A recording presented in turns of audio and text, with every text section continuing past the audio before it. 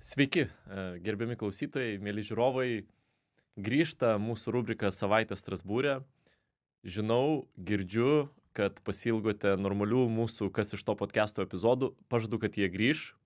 Turime šiokių tokių administracinių rūpesčių, iššūkių, bet jie jau artėja į pabaigą. Netrukus turėsime 2 įdomius epizodus iš Briuselio, o vėliau grįšime ir į savo studiją Vilniuje, šiek tiek atsinaujinusią, bet pažadu, kad už tai turinys bus dar įdomesnis ir rudeniui būsime dar geriau pasiruošę.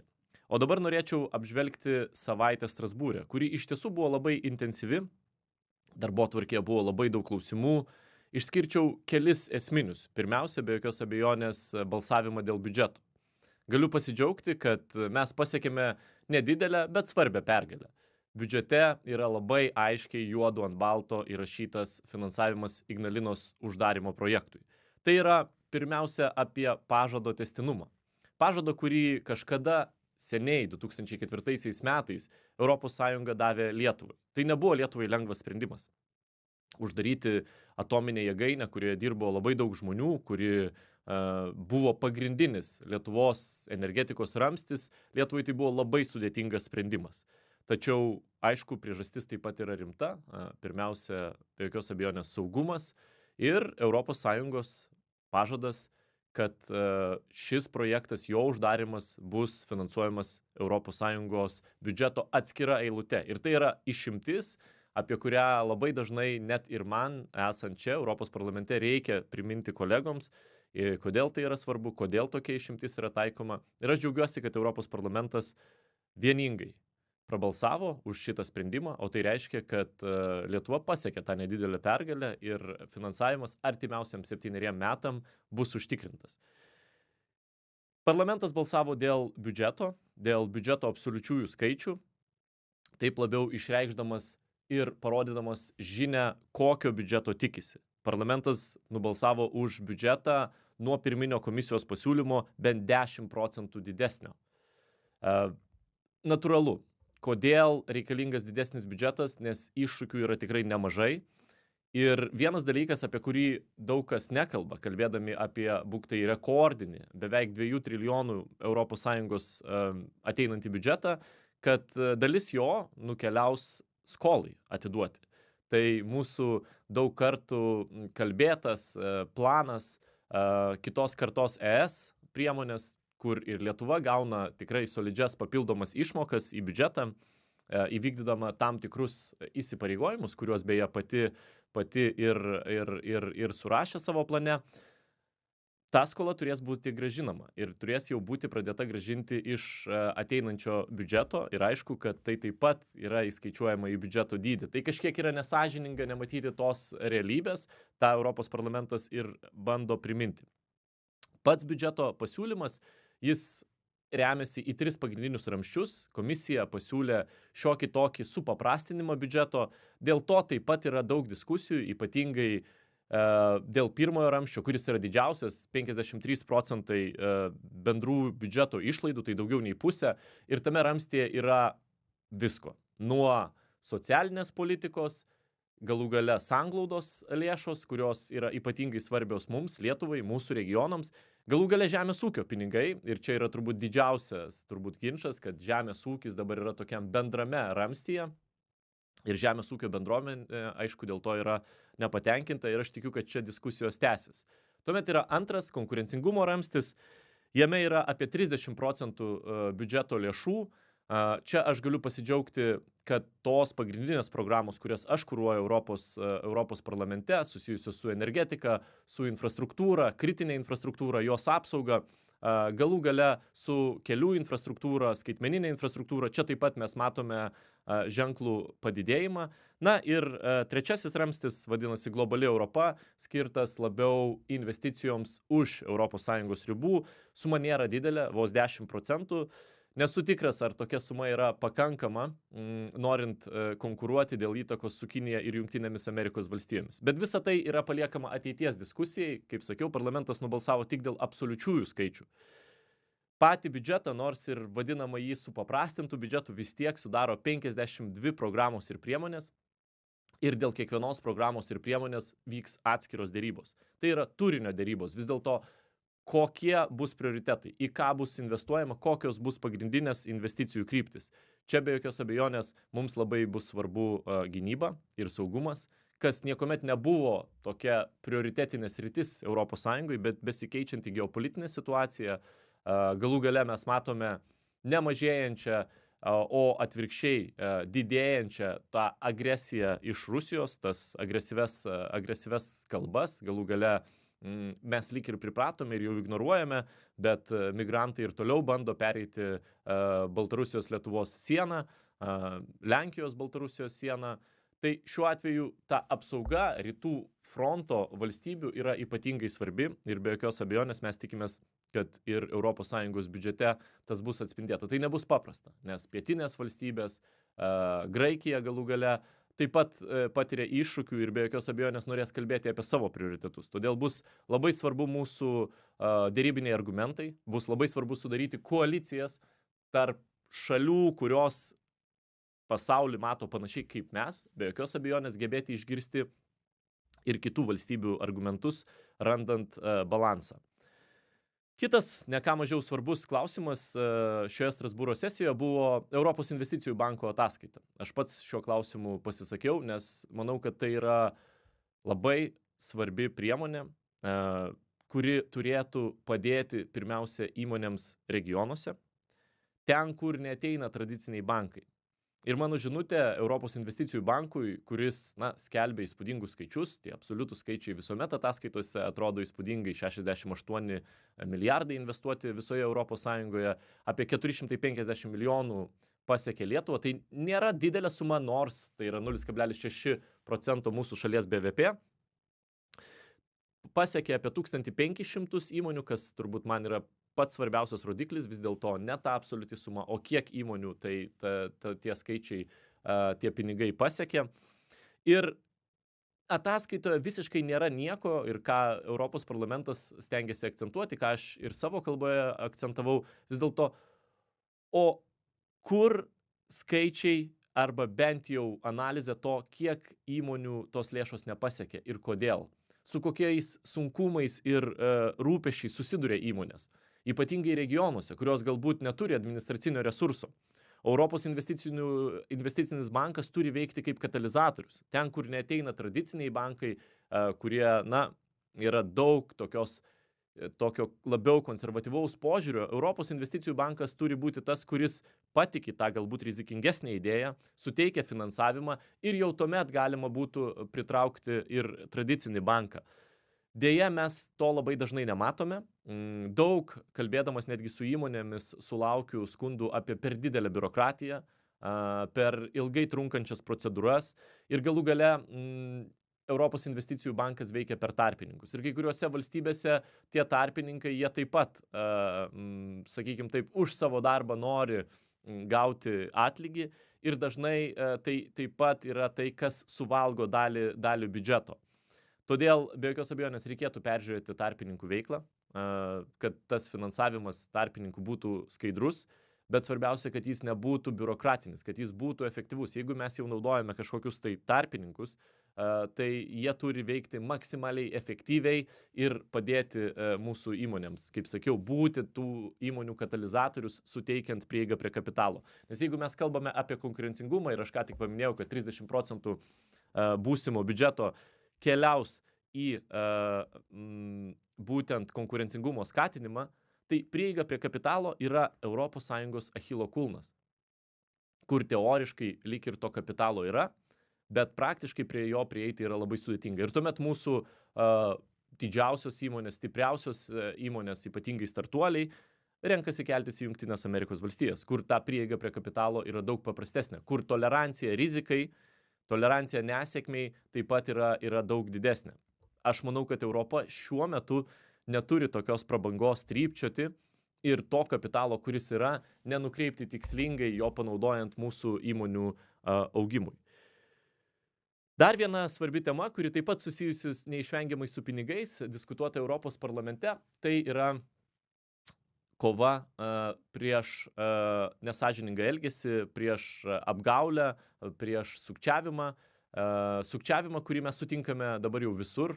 Jums gali skambinti telefonu, jūs galite matyti tai socialiniuose tinkluose, kurie tiesą sakant net neslėpia, kad dalį pajamų, reklamos pajamų jie gauna iš netikrų skelbimų, iš apsimetėlių, bet papildomai Europos parlamentas paėmė ir dar vieną klausimą, tai yra fin-influencerių, tai yra žmonių, kurie kalba finansinėmis temomis.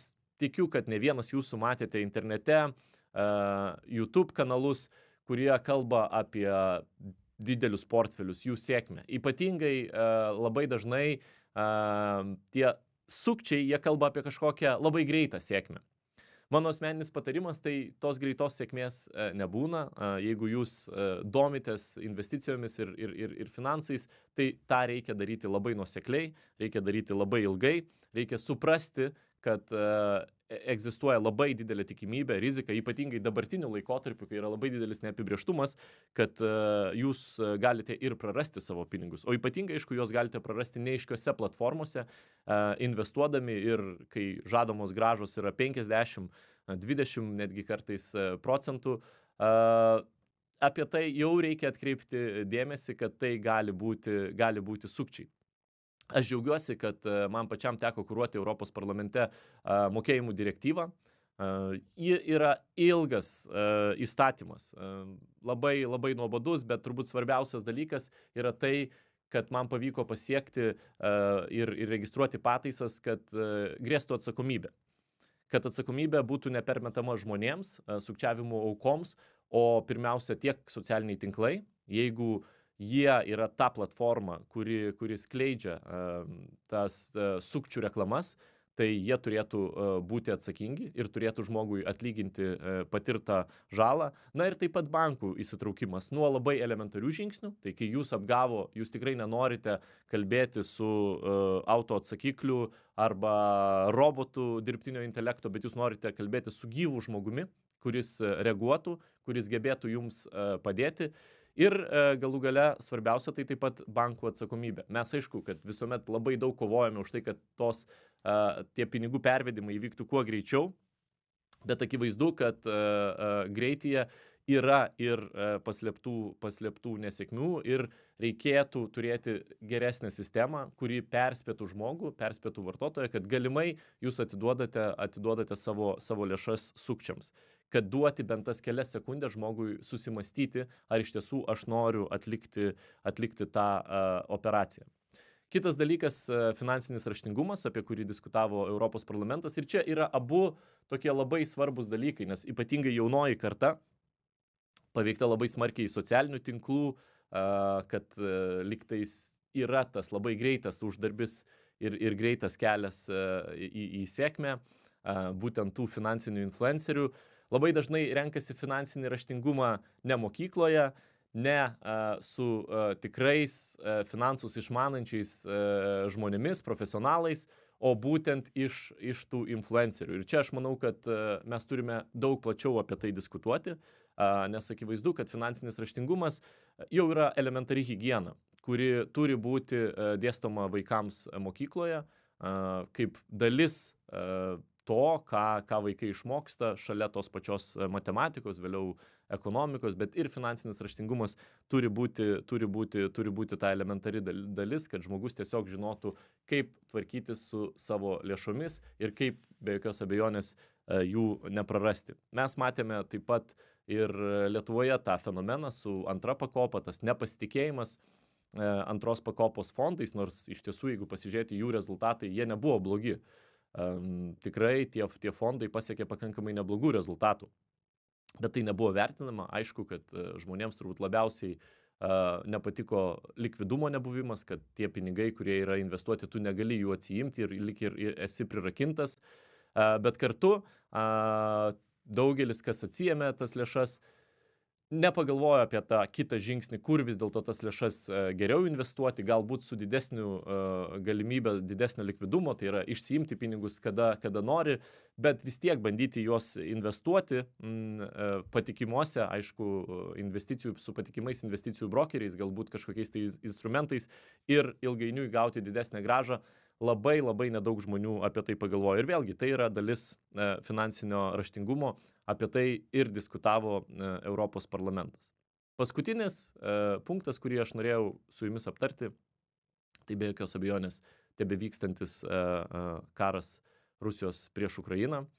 Ir čia Europos parlamentas paėmė du kampus, tai aišku, tebevykstantį karą, įvertinti tai, kad jokio realaus apčiuopiamo progreso nėra ir pati fronto linija, tiesą sakant, yra išalusi. Bet kitas dalykas yra atsiradusi tokia nauja mada, trendas normalizacijos santykių su Rusija.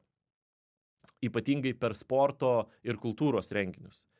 Jeigu kalbėtume apie kultūrą, turbūt vienas iš tokių žinomiausių kultūros renginių Europoje ir kur mes lietuviai ypatingai didžiuojamės, nes esame pelnę auksinį liūtą, tai yra Venecijos bienalė, į kurią leista sugrįžti Rusijai.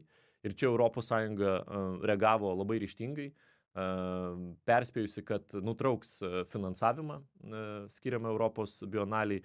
Europos parlamentas taip pat parengė rezoliuciją, kurią taip pat pasirašiau ir aš. Lygiai tas pats vyksta ir sporte. Tai plaukimo renginiuose, šuoliuose į vandenį, visose tose vandens sportuose Rusijai leista sugrįžti, Rusijai, Baltarusijai, po jų nacionalinę vėliavą, dziudo, taikvando, lygiai tas pats. Ir ta normalizacija su žudiku nėra gerai, pirmiausia todėl, kad kai nėra teisingumo įvykdyta, elementariai, kai nėra jokios bausmės ar atsakomybės už padarytus veiksmus, tai skatina elgtis netinkamai ir toliau. Ir tą galime pritaikyti elementariose gyvenimo situacijose. Dabar Lietuva purto kyšio skandalas. Politikas prisipažįsta paėmęs 20 000 eurų kyšį. Ar jis būtų prisipažinęs, jeigu jam negrėstų elementari atsakomybė, patekti į kalėjimą galų gale?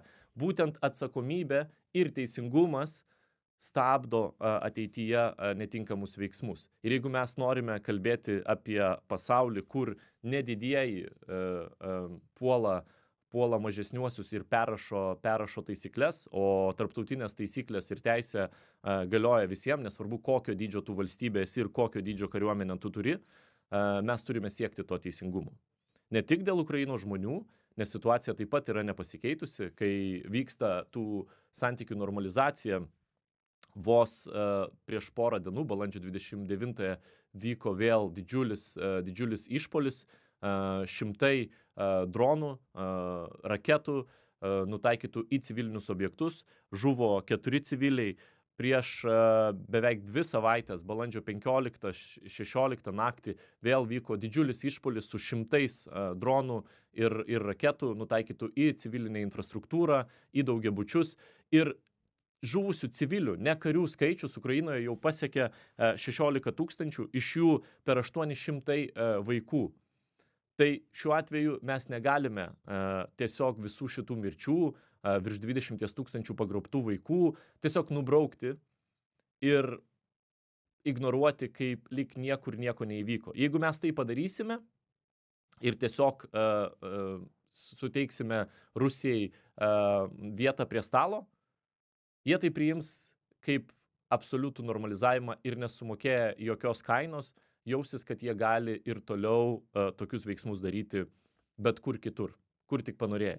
Ir tai yra absoliučiai nenormalu, tai yra absoliučiai amoralu ir be jokios abejonės, kad tiek Europos parlamentas, absoliuti jo dauguma kolegų griežtai pasisako prieš tai ir būtent prieš tas sporto federacijas, kurios galbūt dėl paprastų finansinių sumetimų, galbūt dėl kažkokių senų draugysčių bando ieškoti būdų tuos santykius normalizuoti. O tai yra Putino taktika. Jisai nuo pat pradžių karo buvo pasakęs tiek vietiniam oligarcham, tiek kreipdamasis į žmonės, kad palaukit, gal kurį laiką jie mus ir laikys atstumę, bet aš jums garantuoju, kad mes sugrįšime prie to stalo ir Rusija neturės mokėti jokios kainos už visą tai, ką padarė. Jeigu tai įvyks, tai bus didžiausia klaida, nes būtent iš tokių klaidų vėliau ir susideda ir gimsta didžiausios istorijoje nelaimės, kaip pasauliniai karai.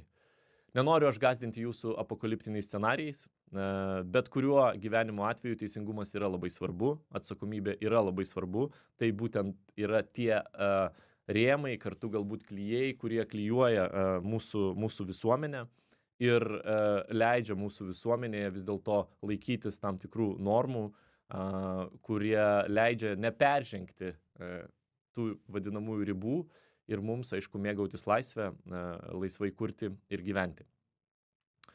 Pabaigti aš noriu pozityvę natą. Tai buvo sudėtinga savaitė Strasbūre. Aš džiaugiuosi grįžęs, džiaugiuosi turėdamas galimybę su jumis pasidalinti tais įvykiais. Bet sekmadienį bus labai graži diena. Sekmadienį bus mamos diena. Aš tikiu, kad daugelis jūsų važiuos, sveikins mamas.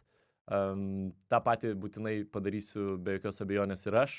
Linkiu jums praleisti puikų laiką su jūsų mamomis, su šeimomis. Būtinai pasveikinkite jas. Tikiu, kad tai yra nuostabus laikas, tai yra galimybė galų gale pasižiūrėti atgal ir atsiminti tas nuostabiausias akimirkas, suvokti, kad tos akimirkos galimai negrįž, bet tai yra labai gražus laikas. Bet svarbiausia iš širdies padėkoti mūsų mamoms, kurios neskaičiuodamos laiko, jėgų atidavė tiek daug, kad mūsų užauginti. Tai ačiū jums ir sėkmingos ateinančios savaitės, o mes būtinai sugrįšime jau su pilnais Kas iš to podcast'o epizodais.